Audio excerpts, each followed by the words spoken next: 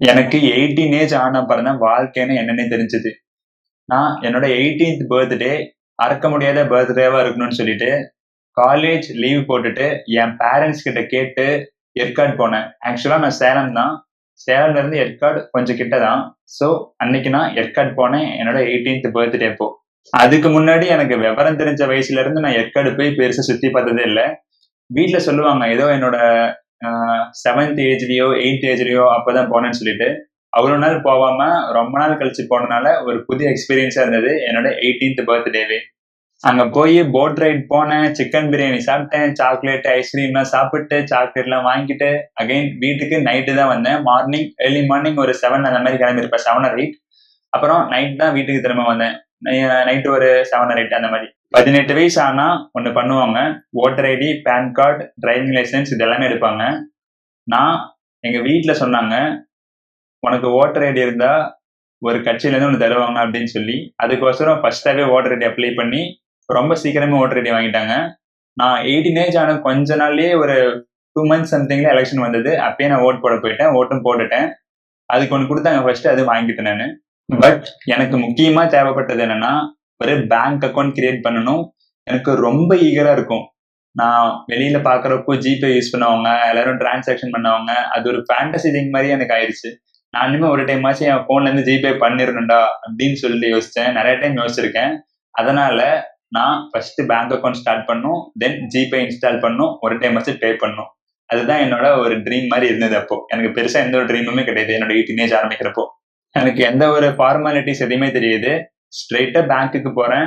போயிட்டு இந்த மாதிரி அப்ளை பண்ணும், வாங்கணும்னு சொல்லிட்டு சொல்றேன். பேங்க் அக்கௌண்ட் ஓப்பன் பண்ணணும்னு சொல்லி. தென் அவங்க பேன் கார்டு அப்ளை பண்ணணும்னு சொல்றாங்க. அப்பதான் எனக்கு பேன் கார்டு என்னன்னு தெரிஞ்சது. பெர்மனன்ட் அக்கௌண்ட் நம்பர்னு ஒன்று இருக்கு. அது இருந்தாதான் பேங்க் அக்கௌண்ட் ஓப்பன் பண்ண முடியும் அப்படின்னு சொல்லி தெரிஞ்சுக்கிறேன். என்னோட 18 ஏஜ் முடிஞ்சு கொஞ்ச நாள் தான். ஒரு few weeks R few months, ஒரு 1 or 2 month அப்புறம் தான் நான் பேன் கார்டு அப்ளை பண்ணேன். ஆக்சுவலா அதுவே லேட் ஆயிடுச்சு. அப்ளை பண்ணி அது வரத்துக்கு வர ஒரு 20 days ஒரு ஆல்மோஸ்ட் 1 month ஆகும்னு சொன்னாங்க.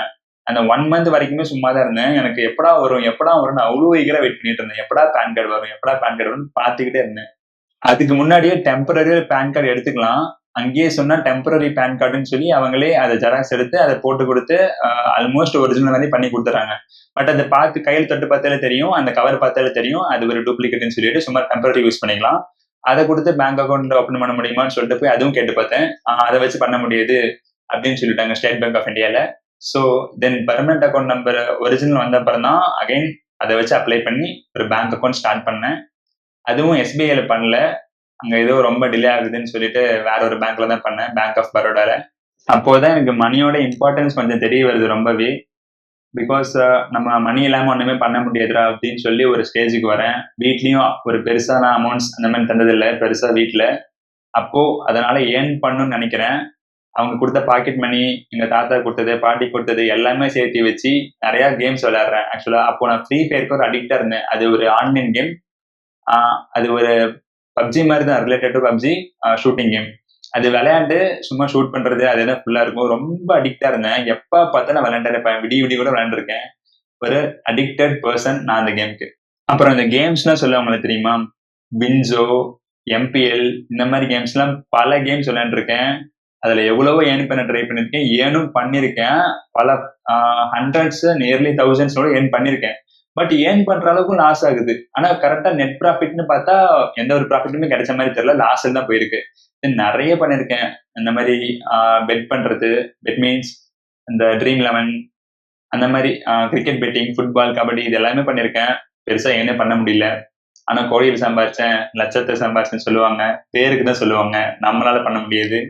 எனக்கு பேங்க் அக்கௌண்ட் ஓப்பன் பண்ண உடனே ஜிபே இன்ஸ்டால் பண்றேன். அதுக்கு ஏதோ கொஞ்சம் பெரிய ப்ராசஸ் மாதிரி இருந்தது. அப்பவே ஜிபே இன்ஸ்டால் பண்ணி அதுல ஃபுல்லா ஐஎஃப்எஸ்சி அது இதுன்னு சொல்லி இன்க்ளூட் பண்ணி எல்லாமே போடுறதுக்கு. அப்ப அதுவே ஒரு பெரிய ப்ராசஸ் தான். இப்போ அது கொஞ்சம் ஈஸியா தான் இருக்கு. நினைச்சு பார்க்கும்போது எனக்கு கொஞ்சம் சிரிப்பா இருக்கு. ஏன்னா அப்பயே அது அவ்வளவு கஷ்டம் நினைச்சிருக்கேன் அப்படின்னு சொல்லிட்டு. பிகாஸ் ஒவ்வொரு பேசிக்கும் கத்துக்கிட்டு தான் அடுத்த லெவல் போக முடியும். இது ஒரு பிக்கெஸ்ட் லெசன் என் லைஃப்ல. ஃபண்டமெண்டல்ஸ்ல ஃபர்ஸ்ட் ஸ்ட்ராங்கா இருக்கணும். எவ்வளவு டைம் ஆனாலும் பரவாயில்ல, ஃபண்டமெண்டல்ஸ்ல நின்று பயங்கரமா எக்ஸ்பிளைன் பண்ற அளவுக்கு நம்மளை க்ரோ பண்ணிக்கணும். ஒரு வழியா ஜிபே ஓபன் பண்ணிட்டு ஃபர்ஸ்ட் டிரான்சாக்ஷனும் பண்றப்போ ஓரளவுக்கு பயங்கரமான ஹாப்பியா இருந்தது. தென் பண்ணிட்டே இருக்க முடியாது. இல்ல அவ்வளவு காசு நம்ம கிட்ட இல்ல. டிரான்சாக்ஷன் பண்ணிட்டே இருந்தா காசு தான் போகும். தென் நான் பெருசா அந்த அளவுக்கு ஜிபே யூஸ் பண்றது இல்ல. ஜஸ்ட் காலேஜ்ல போய் ஏதாவது சாப்பிட்றதுனா அந்த மாதிரி யூஸ் பண்ணிட்டு இருந்தேன். பெருசா ரொம்ப ரேர் கேஸ்ல தான் யூஸ் பண்ணிட்டு இருந்தேன். எங்க வீட்ல இது ஒரு மிகப்பெரிய முக்கியமான விஷயம். வெளிய ஊரு சுத்தி பார்க்க கூட்டு போறாங்களோ இல்லையோ, ஆனா கோயில் குளம்னு மறக்காம எல்லா டைமும் கூட்டு போயிடுவாங்க. அப்படிதான் ஒரு நாள் கோயிலுக்கு போறேன்.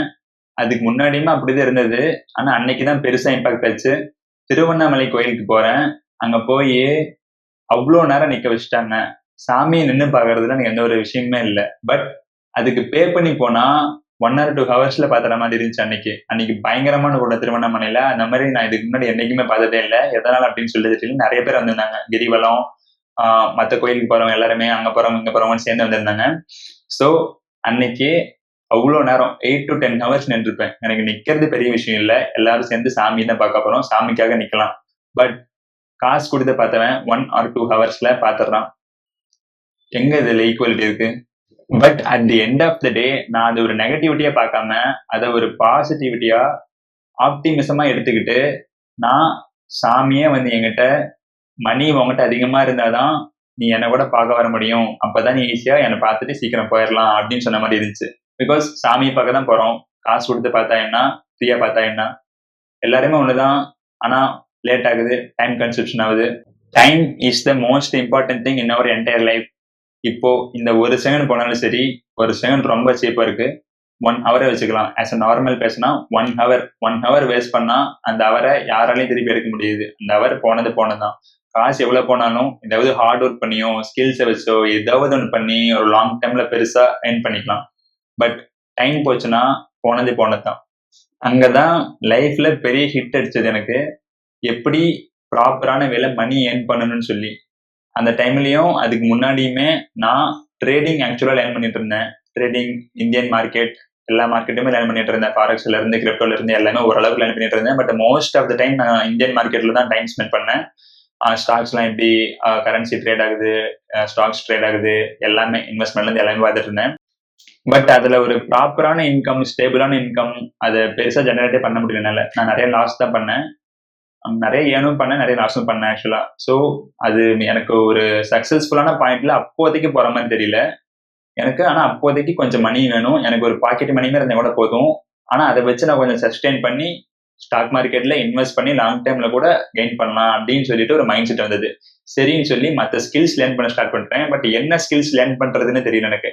நிறைய ஸ்கில்ஸ் பாக்குறேன், அங்க போய் பாக்குறேன், இங்க பாக்குறேன், ரியல் எஸ்டேட் பாக்குறேன், என்னென்னமோ பாக்குறேன், social media marketing, video editing, எல்லாமே சுத்தி எல்லாமே பார்த்துட்டேன். பட் எனக்கு ப்ராப்பரா எது பண்றதுன்னே சொல்லிட்டு ஒரு ஐடியாவே கிடையாது. Import export business, entrepreneur, startups, mind அப்படி ஒரு ஃப்ரஸ்ட்ரேஷன் மாதிரி ஆயிடுச்சு. எல்லாமே பார்த்து என்ன பண்றதுன்னே தெரியலையே அப்படின்னு சொல்லி காலேஜ் தான் போயிட்டு இருந்தப்போ அதுலயே ஏகப்பட்ட அப்ஸ் டவுன்ஸ். பட் நான் அதுக்கு முன்னாடியே C++ இந்த மாதிரி கோர்ஸ் எல்லாம் போய் லேர்ன் பண்ணி சர்டிபிகேட்ஸ் எல்லாம் வாங்கியிருக்கேன் என்னோட 12th லீவ்ல. பட் அது எனக்கு பெருசா எந்த ஒரு சப்போர்ட்டுமே பண்ண கிடையாது. பிகாஸ் எனக்கு அதுல அதுக்கப்புறம் இன்ட்ரெஸ்ட்டுமே இல்லை.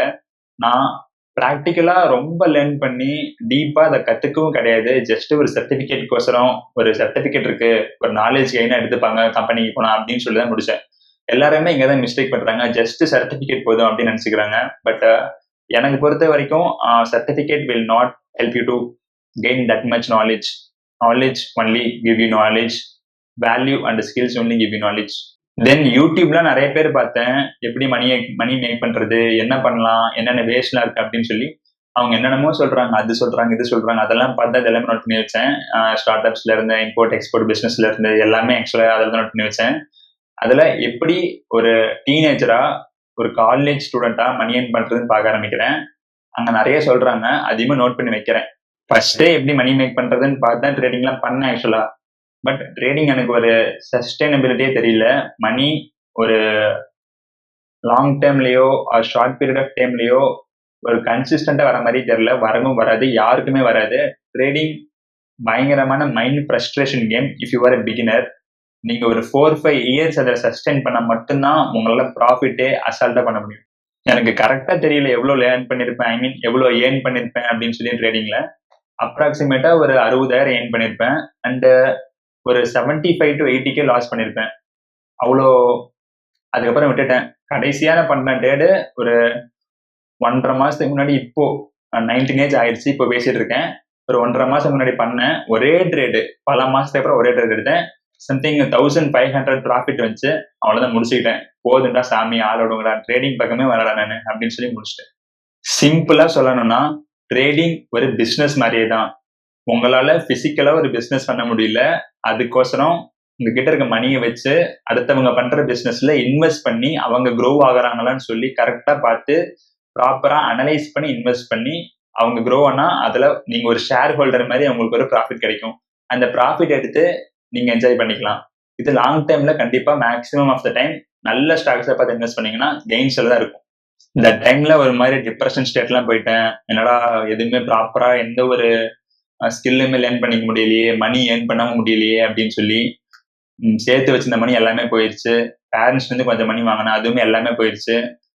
நான் கொஞ்சம் கொஞ்சமா ட்ரேட் பண்ணி நிறைய ஏர்ன் பண்ணியும் பட் ஒரு 5-6 மந்த்ஸ் பண்ணியிருப்பேன். பட் லாங் டைம்ல என்னால் சஸ்டெயின் பண்ண முடியலன்னு சொல்லிட்டு அப்போதைக்கு ஸ்டாப் பண்ணிட்டேன். நான் காலேஜ் போயிட்டு இருந்தனாலையும் காலேஜ் கொஞ்ச நாள் நின்று ட்ரேட் பண்ணியிருக்கேன். லீவ் போட்டு பயங்கரமா லீவ் போட்டு ட்ரேட் பண்ணியிருக்கேன். அண்ட் சஸ்டெயின் பண்ண முடியல. Because Indian market morning 9 to 3:15 தான். தட் டைம்ல தான் ட்ரேட் பண்ணும். பட் முடியல. ஸோ ஸ்டாப் பண்ணிட்டு ட்ரேடிங்க. அதை ஒரு குயிக் ரிச் ஸ்கீமை பார்க்காம ஒரு ப்ராப்பரான பிஸ்னஸ் மாடலா பார்த்து இன்வெஸ்ட் பண்ணிட்டு போயிருந்தேன்னா எனக்கு பிரச்சனையே கிடையாது. வாரன் பஃபெட் கூட சொல்லுவாரு, நீங்க ட்ரேட் பண்றீங்கன்னா அது கேம்லிங் தான் ஈக்குவல், எப்பயுமே இன்வெஸ்ட்மெண்ட் கரெக்டான வழின்னு சொல்லுவாரு. இதை பாருங்க, நான் அரௌண்ட் 15 ஒரு பிசினஸ் சர்வீஸ் பேஸ்டு ப்ராடக்ட் பேஸ்ட்ல இருந்து எல்லாமே பண்ணி வச்சிருக்கேன். ஐ மீன் எழுதி வச்சிருக்கேன். இதுதான் நான் பண்ணலான்னு இருந்தேன். ஆனா என்ன பண்றதுன்னே தெரியல. அப்போ அவ்வளோ ஒரு பிளாங்கா இருந்தேன், பிளைண்ட் ஸ்டேட்ல.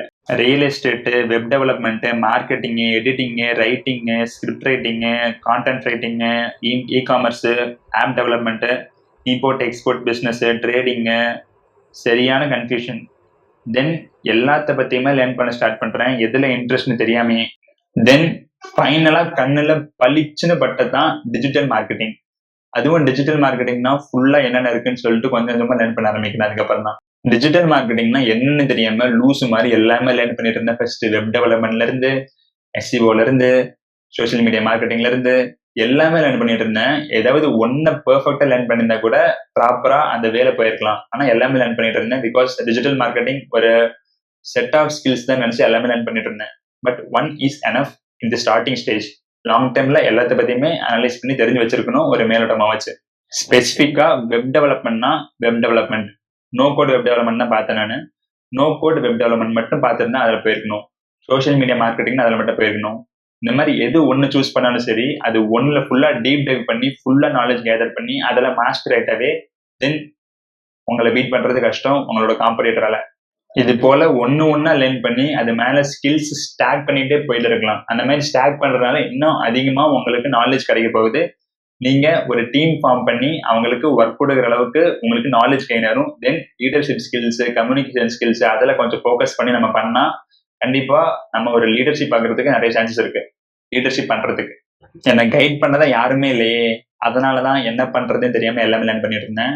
எங்க வீட்டுலலாம் இதுல சுத்தமா இன்ட்ரெஸ்டே கிடையாது இப்படி லேர்ன் பண்றதுல. அண்ட் காலேஜ்ல maximum of the time focus பண்ண கூட லேர்ன் பண்ணியிருக்கேன். அதனால அவங்களுக்கு சுத்தமா பிடிக்காம கூட போயிருக்கு.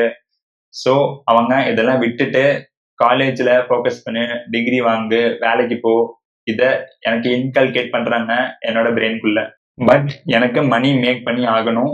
ஸோ அதுக்கு என்ன எஃபோர்ட் போட முடியும் அப்படின்னு சொல்லிட்டு அதுக்கோசரம் மட்டும்தான் நான் ஃபோக்கஸ் பண்ணிட்டு இருந்தேன். நிறைய இடத்துல சாக்ரிஃபைஸ்லாம் பண்ணியிருக்கேன். என் ஃப்ரெண்ட்ஸ் கூட வெளியே போறதுல இருந்து, என் ஃபேமிலி கூட டைம் ஸ்பெண்ட் பண்றதுல இருந்து, என் ஃபேமிலி வெளியே ட்ரிப் போறதுல இருந்து, சில ட்ரிப்ஸ்லாம் கம்ப்ளீட்டா அவாய்ட் பண்ணியிருக்கேன். சில ட்ரிப்ஸ் 1 days 2 days ட்ரிப்ஸ் கூட கம்ப்ளீட்டா ஃபுல்லா இக்னோர் பண்ணி என்னோட ஃபோக்கஸ்ல, என்னோட ஒர்க்ல டீப் ஃபோக்கஸ்டா ஒர்க் பண்ணிட்டு இருந்தேன். அந்த 2024 எண்ட் இருக்குல்ல, அப்பதான் என்னோட 18th ஏஜ் 10th மந்த்ல கம்ப்ளீட் ஆகுது. அதே மாதிரி அந்த லாஸ்ட் 3 months தீயா வேலை பார்த்தேன். 3 months தான் வின்டர் ஆர்க்குன்னு சொல்லுவாங்க, நிறைய பேருக்கு தெரியும்னு நினைக்கிறேன். அந்த வின்டர் ஆர்க்ல எல்லாருமே பயங்கரமா மோட்டிவேட் பண்ணி எல்லாருமே பயங்கரமா ஒர்க் பண்ணுவாங்க. தட் டைம்ல நானும் அப்படி ஒர்க் பண்ணேன். உங்களுக்கு தெரியலன்னா கூகுள்ல போய் வின்டர் ஆர்க்னு போட்டு பாருங்க. காலேஜ் போயிட்டு வந்துட்டு பல நாள் மிட் நைட்ல கூட தூங்காம editing, content writing, marketing, script ரைட்டிங்னு கோர்சஸ் நிறைய பார்த்து லேர்ன் பண்ண டைம் அதெல்லாமே. அவ்வளோ நாள் ஒரு சில days 2 hours, some days 5 hours, 6 hours, 4 hours இந்த மாதிரி தூங்கியிருக்கேன். ரேர் கேஸ்ல 2 to 3 ஹவர்ஸ்ல தூங்கியிருக்கேன். கண்டிப்பா அதெல்லாம் அடுத்த நாள் காலேஜ் போனதே தெரியும். பஸ்ல போகும்போது தூங்கிட்டே போவேன், பஸ்ல வரும்போது தூங்கிட்டே வருவேன். முடியாது, காலேஜ் போய் அங்கேயே படுத்துட்டு தான் இருந்திருக்கேன். காலேஜ்ல இருந்து பஸ்ல இறங்கி காலேஜ் போயிட்டு கிளாஸுக்கு போய் அப்ப கூட படுத்துட்டு இருந்திருக்கேன். கிளாஸ் நடத்துறப்ப கூட கண்ணு சொக்கும், அப்படியே முடியவே முடியாது, அப்படிலாம் இருந்திருக்கேன். தட் லாஸ்ட் 3 monthsல தான் பெங்களூர் போகணும்னு சொல்லிட்டு ஒரு சுச்சுவேஷன். நான் இது வரைக்கும் எங்கேயுமே எந்த ஒரு இடத்துக்குமே நான் தமிழ்நாடு தாண்டி போனதே கிடையாது, ஊரை சுத்தி பாக்குறதுக்குன்னு. தட் டைம்ல ரோட்டரா கிளப்ல இருந்து ஒரு ஆஃபர் மாதிரி வருது. என் ஃப்ரெண்ட் எனக்கு சஜஸ்ட் பண்றாங்க. அப்போ நான் அங்க போறேன். ஒரு 3 days அங்க கம்ப்ளீட்டா ஃபுல்லா டைம் ஸ்பெண்ட் பண்றேன். அது ஒரு கிரேட் எக்ஸ்பீரியன்ஸ் எனக்கு லைஃப்லயே. பிகாஸ் பெருசா நான் சோசியலைஸ் ஆனதில்லை யார் கூடயுமே.